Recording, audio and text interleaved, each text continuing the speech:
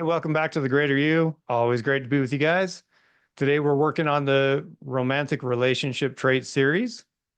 Let's jump right in. We're on number 5 today. So remember that as this series goes, it's a this versus that. We're looking at the positive trait versus the negative trait that tends to pull away from that positive trait. The positive trait we're looking for in romantic relationships this time around is respectfulness versus its antithesis or brashness that tends to pull away from that respectfulness. So I'm not suggesting that people can't have very clear conversations. Certainly in romantic relationships, we want people to be very clear in their communication, but it can be respectful when it's clear. It doesn't need to be brash. I think sometimes what will happen is people hold ideas, feelings, thoughts in, and it builds up in them, and then it'll kind of pop out of them and come out in some sort of brash way where word choice, tone of voice, or volume comes out in an unhealthy way, in a very non-respectful way. So actually being more clear in our communication on a regular basis really helps romantic relationships progress forward. And it helps us to remain in that respectful manner of speech. So when we're talking about respect, it's a huge concept. There's a lot of layers to this one. Respectfulness is everything from respecting your person, the person you're courting or whatever, their boundaries, and them respecting your boundaries, being respectful of their differences, their ideas, their wants, hopes, and dreams.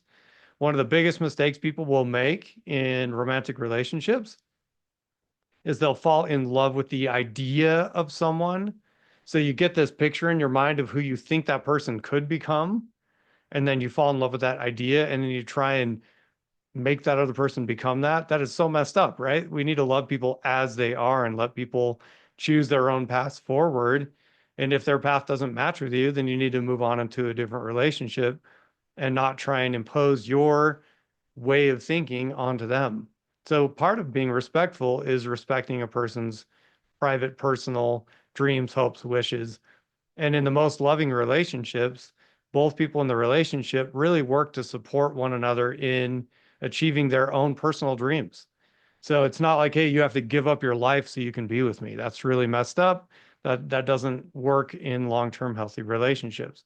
Sure, everyone makes sacrifices, maybe of where location is, and if you want to have a long-term relationship, long distance doesn't work for the long term.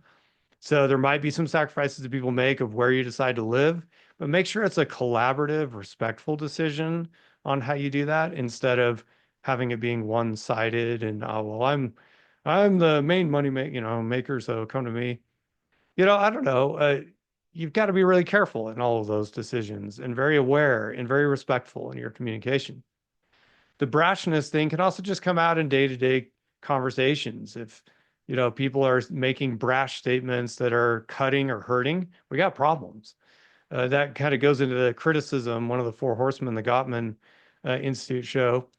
You don't want to be critical. Criticism is a destroyer of romantic relationships. Respect is a more honorable way to go. If you have a problem and a challenge, being able to dialogue about those problems and challenges in a respectful manner. Years ago, there's a research study that came across my desk that showed that one of the big differences between happy long-term relationships, romantic relationships, versus those that fail was that when there was a disagreement, there was still respect and love shown in the disagreement. So, in other words, both people, even if they have something they need to talk about that's kind of difficult, the data suggested that the people who kept in mind the well-being, the emotional state, how your person is gonna feel when you talk to them about this, those people ended up being able to get through their discussions and difficulties. I don't like the word fight. People say, "Oh, I had a fight, I had a fight," and then you find out they had a disagreement.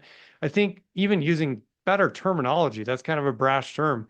I'm a martial artist, so when I hear fight, I think about fist flying or really nasty words being used. I don't think that it's a fight if you're just disagreeing over what kind of soup to get at a restaurant. And certainly it doesn't need to escalate to a fight. We can be respectful in our disagreements. So Respect shows up in your communication style. It shows up in boundaries and respecting each other's boundaries. It shows up in respecting the differences in you and the person that you are, pursuing.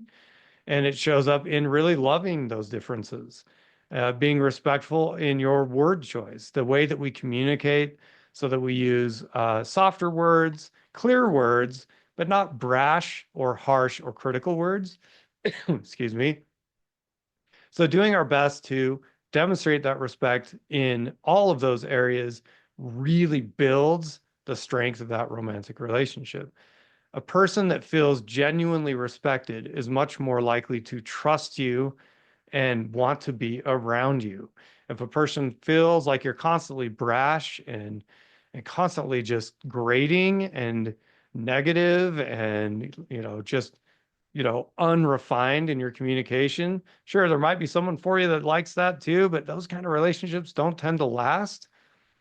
Sarcasm and tearing and critical humor, where you're digging on your person to make a joke, that is really, really insidious stuff and needs to not be in genuine long-term romantic relationships. So that kind of brashness needs to go away. Remember that being clear in your communication does not mean that doesn't mean being brash, and being clear in your communication can be done in a very respectful manner. If we're thoughtful about our words, think about the Stephen Covey principle of, when there's an emotion or an experience, and then the behavior over here, we want to create space in between the action that we take or the words that we show or say and the event, the activating event. And in that space, we create choice. That is the space where respectful communication can grow. So that's it for this one. Give this some thought. Your challenge for this week is in your own interpersonal relationships. Work on being more respectful in your manner of speech, using pleases, using thank yous, being generous in your speech, toning down the language, curbing the tendency that people use nowadays to, elucidate everything that they're saying with F-bombs and just harsh language that lacks sophistication. I know this is a bit soapboxy, but you know what? We really need to use better language with one another to show that respect and show your intelligence, right? Show that you've done some homework with your home language and that you can use your language in a way where you don't have to use really ugly terminology to try and describe what you're thinking and feeling. So that's it for this one. Like this video if you liked it. Go ahead and subscribe. We've got more. This is part 5. This is a 14-part series giving you 14 key traits to improve your romantic relationships. All right, take care. We will talk to you again soon.